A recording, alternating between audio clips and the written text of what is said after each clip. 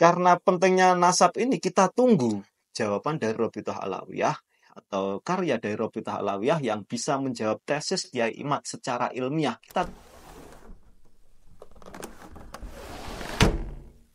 Assalamualaikum Sobat Ila, ketemu lagi dengan saya di Ila Normi Channel.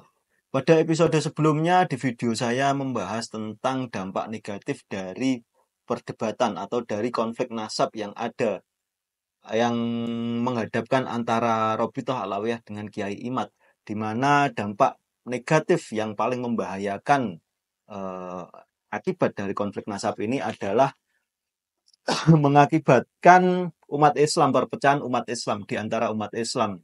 Yang dikhawatirkan itu akan berujung dengan perang saudara.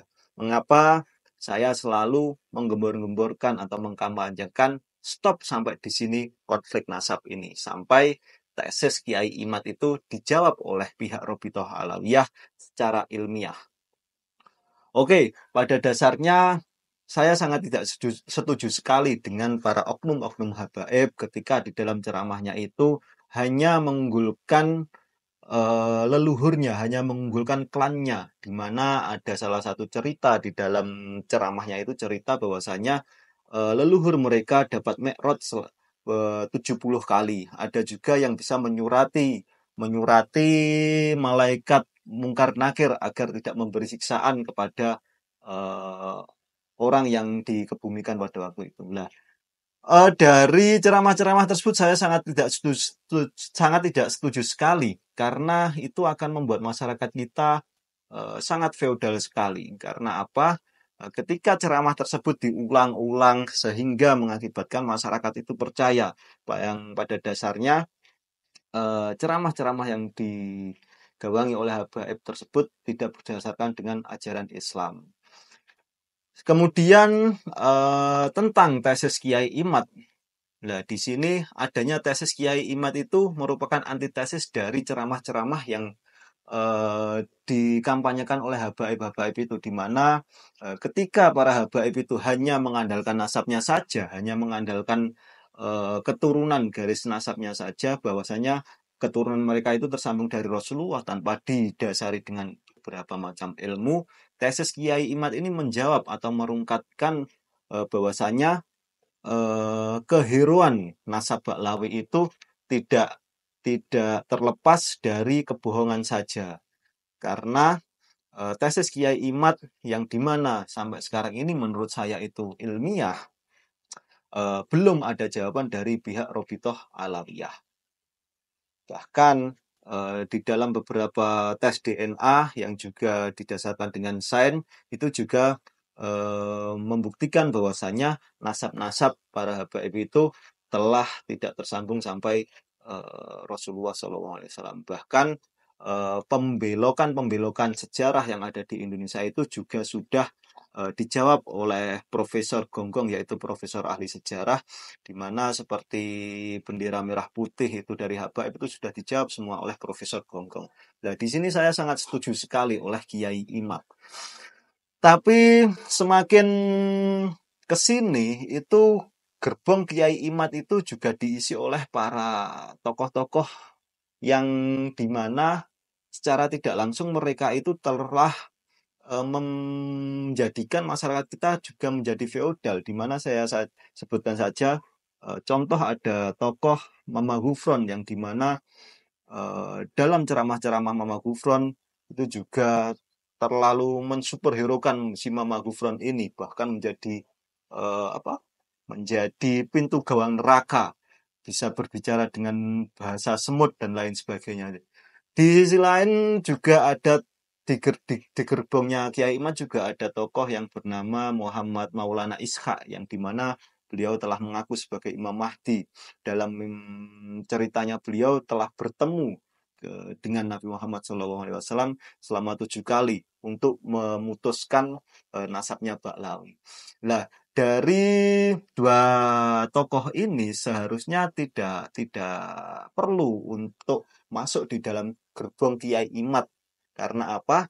Dua tokoh ini menurut saya sudah sangat tidak ilmiah lagi ketika Kiai Imad gerbongnya itu membantah nasab Baklawi berdasarkan ilmiah, yaitu berdasarkan tesis Kiai Imad dan tes DNA dan bukti-bukti sejarah, itu telah dirusak menurut saya, telah dirusak dari golongannya mereka sendiri, yaitu tokoh-tokoh yang menurutnya itu bisa menguatkan, tapi kalau dipandang secara ilmiah itu malah melemahkan dari tesis Kiai Imad sendiri. Karena apa?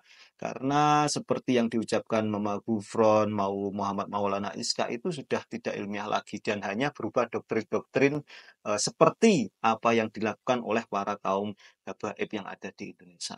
Maka dari itu kita sebagai orang awam kita juga harus skeptis terhadap semua apa yang mereka omongkan, beliau-beliau ceramahkan, entah itu dari kalangan habaib, entah itu dari kalangan Kiai Imad. Ketika di antara kedua gerbong ini ada salah satu tokoh yang tidak ilmiah dalam ceritanya atau tidak sesuai dengan ajaran Islam, kita sebagai awam juga jangan segan-segan untuk menolak itu. Contoh kalau dari kalangan habaib yaitu tadi menceritakan bahwasanya ada apa itu? Ada dari zuriyahnya, ada dari leluhurnya itu yang bisa mi'raj 70 kali. Lah itu juga sudah tidak sesuai dengan ajaran Islam. Di dalam gerbongnya Kiai Imad juga ada Mama Gufron yang bisa menjadi gawang pintu neraka, itu juga tidak sesuai dengan ajaran Islam. Dan kita sebagai awam juga harus sangat skeptis dan dengan tokoh-tokoh yang seperti itu. Jangan beranggapan bahwasanya ini dari gerbong Kiai Imad yang ilmiah, terus yang keluar dari Mama Gufron itu bisa disebut ilmiah, ya tidak juga. Karena Mama Gufron dan Maulana siapa itu Muhammad Maulana Iska itu hanya apa ya, melemahkan bahwasannya tesis Kiai Imad itu dijadikan hanya ambisi saja untuk melegalkan nasab mereka. Itu yang paling bahaya. Nah, menurut saya pribadi cukup sudah konflik nasab ini sampai tesis Kiai Imad yang ilmiah itu dan tes DNA itu yang ilmiah menurut sains itu dijawab oleh Robitoh Alawiyah secara ilmiah. Kita tunggu saja jawaban dari Robitoh Alawiyah. Jangan ditambahi, dibumbui dengan cerita-cerita yang di luar akal kita. Cerita-cerita yang dimana itu tidak berdasarkan dengan literasi agama kita, yaitu Al-Quran dan Hadis. Sebetulnya kenapa saya menyerukan konflik nasab ini harus segera diakhiri dan dengan menunggu jawaban dari Robitoh Alawiyah untuk menjawab tesis Kiai Imad yang ilmiah itu. Karena permasalahan-permasalahan umat Islam itu masih sangat banyak sekali dan itu harus diselesaikan oleh para tokoh-tokoh yang berkonflik itu. Misalkan tentang masalah pendidikan. Pendidikan yang berada di pesantren itu juga belum bisa menjawab tantangan umat Islam di era modern ini. Di mana pesantren-pesantren yang ada, entah itu dari kalangan Kiai Imad, entah itu dari kalangan Robitoh Alawiyah, itu masih sangat mengajarkan seorang santri itu menjadi masyarakat yang feodal, sehingga santri itu sangat skeptis, sehingga dari skeptisnya santri itu mengakibatkan para santri itu taklid buta dan menerima apa adanya yang diucapkan oleh para guru-gurunya tanpa rasa skeptis apapun. Nah, ini sebetulnya yang perlu dirubah. Ketika pendidikan ini bisa dirubah, maka setiap umat Islam itu bisa skeptis. Setiap umat Islam itu bisa menanyakan sesuatu yang dimana sesuatu itu tidak didasarkan oleh Al-Quran dan As-Sunnah. Nah, selain masalah pendidikan, permasalahan umat Islam itu juga di masalah perekonomian.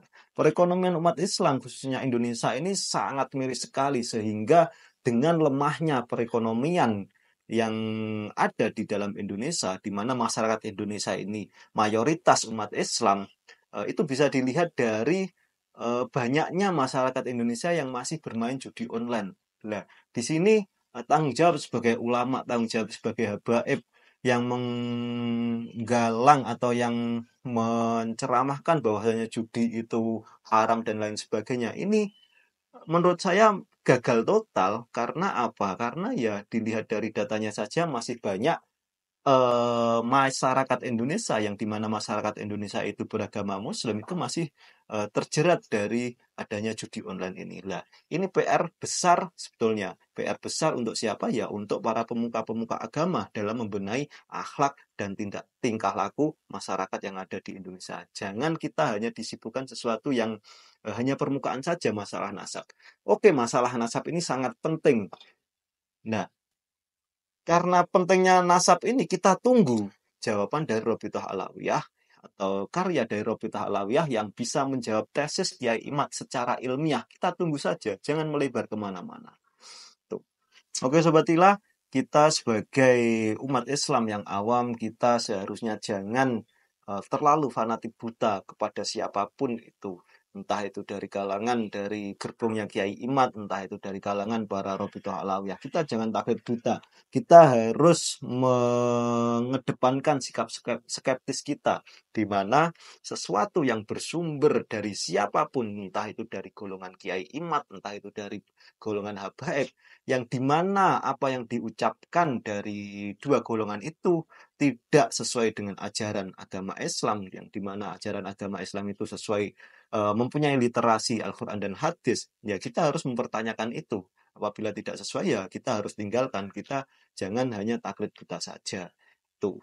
Dan pesan saya kepada dua gerbong ini, akhiri konflik nasab ini, dan kita yang berada di bawah, kita tunggu jawaban dari Robitoh Alawiyah secara ilmiah, jawaban untuk tesis Kiai Imad secara ilmiah. Demikian video kali ini, semoga saja bermanfaat.